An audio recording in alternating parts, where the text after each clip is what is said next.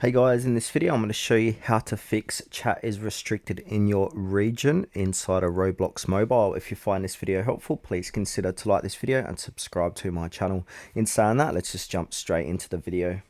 Okay, the best way to do this is to open up your web browser and then head on over to roblox.com/support. Then once you're here, you're going to be taken to the contact us page. So from here, we need to go ahead and put in our username, first name, email address, confirm your email address, issue device, type of help category, and then describe your issue. So I'm going to fill this out as a demonstration.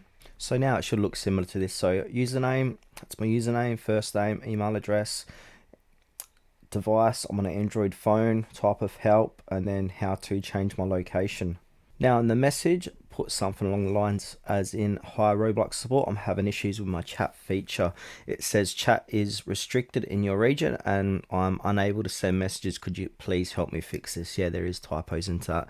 Now from here, we need to go ahead and click on continue and give Roblox 24 to 48 hours to get back to you and help with your issues.